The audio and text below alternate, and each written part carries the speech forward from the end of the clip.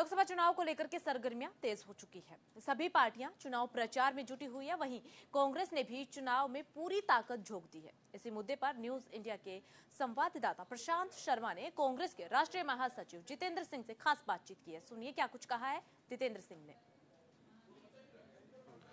कांग्रेस के राष्ट्रीय महासचिव भंवर जितेंद्र सिंह मेरे साथ हैं। आइए उनसे विशेष वार्ता करते हैं। भंवर साहब, अलवर में आप हैं, राजस्थान में दौरे कर रहे हैं, क्या माहौल लग रहा है आपको? राजस्थान के साथ साथ पूरे देश के अंदर एक माहौल बदल रहा है और राजस्थान के अंदर बहुत अच्छा परफॉर्मेंस रहेगा। 10 साल की जो सरकार है उससे आम जनता ऊब गई है। हर मुद्दे पर ये फेल हो चुके हैं। जो बड़ी बड़े इन्हें वादे करे थे उस पर काम नहीं हुआ है। और ख़ास तौर से राजस्थान की जो ये 3 महीने की सरकार रही है, इसमें जो बड़ी बड़ी योजनाएं जो कांग्रेस सरकार माननीय गहलोत जी ने शुरू करी थी उनको बंद करने का काम करा है। अच्छा, बात करें भंवर साहब, लगातार ये आरोप लगा रहे हैं भाजपा वाले कि घोटालों में गहलोत सरकार भी थी, अगर राजस्थान की बात करें। और मदन दिलावर जब कहते हैं कि इस बार जब जांच होगी तो कांग्रेस के कई बड़े नाम फंसेंगे, आप क्या कहेंगे? तो जांच करें वो। और मदन दिलावर जी का तो रिकॉर्ड हमने सबों ने देखा है। वो माननीय विधायक है, मेरे साथ भी रहे हैं विधानसभा में, एक बार नहीं 2-2 बार।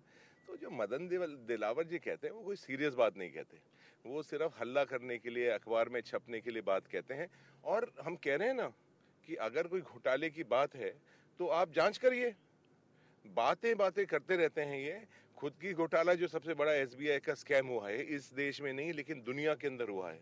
आज पूरे दुनिया के अंदर इंडिया की जो इमेज नीचे गिरी है उसका पहले वो जांच खुद तो करें अपनी। बिल्कुल। और इलेक्टोरल बॉन्ड को लेकर जब बात आती है उस पर आप क्या कहेंगे?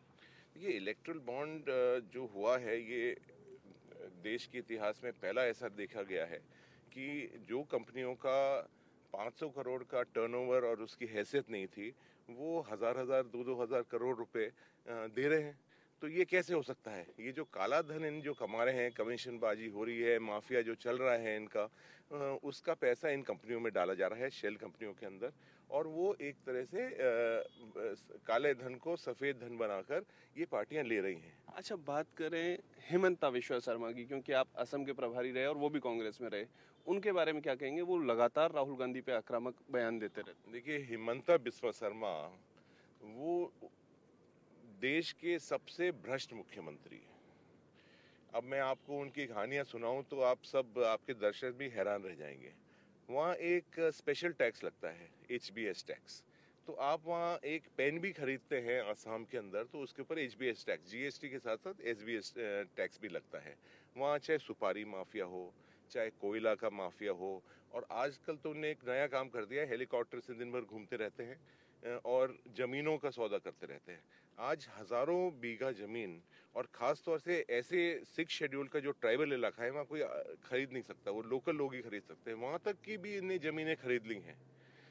सरकारी भूमियों पर कब्जा कर लिया है, हर चीज के ऊपर। यहाँ तक कि कोई फ्लाईओवर भी बनता है तो उसके अंदर जो लोहा लगता है उन्होंने खुद की अपनी फैक्ट्री लगा रखी है, और पूरे प्रदेश के अंदर 1 इंच लोहा कोई और कंपनी से नहीं खरीद सकता, कोई और ब्रांड का नहीं खरीद सकता है, उन्हीं से खरीदना पड़ता है।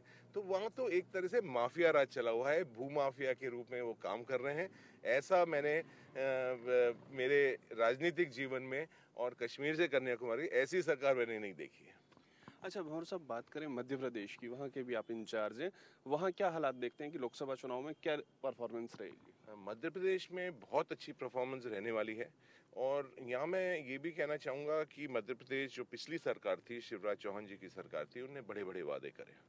और खास तौर से जो महिलाओं के लिए पेंशन के उन्होंने वादे करे थे, अलग अलग स्कीम जो चुनाव के 2 महीने 1 महीने पहले होती हैं, वो वादा उनने करा, उसको शुरुआत भी करी। और जब नई सरकार आ गई तो उन्हीं को बंद करने लग गए। वो उन्हीं स्कीमों पर जो खुद ने अनाउंस करी थी, खुद ने लागू करी थी, उन्हीं को बंद करने लगे। तो वहाँ की जनता को एक तरह से ठगा महसूस कर रहे हैं कि हमने उनको वोट दिए, सरकार बनाई वादों के ऊपर, और उन्हीं स्कीमों को वापस ये बंद कर रहे हैं। तो वहाँ से भी सरकार का मतलब एक तरह से विश्वासघात हुआ है। तो वहाँ एक बहुत अच्छा रिजल्ट रहने वाला है। और आपको मैं निवेदन करना चाहूँगा कि ऐसा रिजल्ट होने वाला है जिसकी कोई कल्पना नहीं कर सकता है। अच्छा, केजरीवाल को ईडी गिरफ्तार कर लेती है, उस पे आप क्या कहेंगे? ईडी की जो कार्रवाई है 2-2 सीएम के खिलाफ होती है। देखिए, आज भारतीय जनता पार्टी बहुत डरी हुई है। ये बात कर रहे हैं 400 पार 400 पार 400 पार की। अगर इनके 400 पार ये हो रहे होते तो दो को मुख्यमंत्री, सिटिंग मुख्यमंत्री को क्यों ये अरेस्ट करें? और मेरा तो मानना ये है कि इस तरह की जो ये हथकंडे अपनाते हैं और मुख्यमंत्रियों को अरेस्ट कर लेते हैं, नेताओं को अरेस्ट कर रहे हैं, तो ये बहुत घबराए हुए हैं। जनता का मूड इनके खिलाफ है और आज गारंटी की बात का ही कर रहे हैं। कौन सी बात की गारंटी? जो इन्हें वादे करे थे वो तो एक पूरा नहीं हुआ और अब नई गारंटी लेके आ गई, तो एक हंसी का विषय बन चुका है ये गारंटी। ये थे भंवर जितेंद्र सिंह, कांग्रेस के राष्ट्रीय महासचिव, जो कह रहे हैं कांग्रेस बहुत मजबूत स्थिति में है और भाजपा लगातार ईडी के दुरुपयोग करके जनता में भय का माहौल बना रही है। कैमरामैन वीरेंद्र नेगी के साथ प्रशांत शर्मा, न्यूज इंडिया।